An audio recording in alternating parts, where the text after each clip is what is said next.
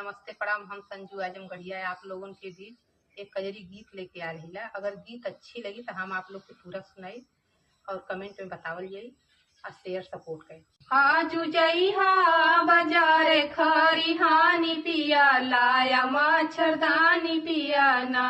आजू जइहा बाजारे खरिहानी पिया लाया मच्छरदानी पिया ना।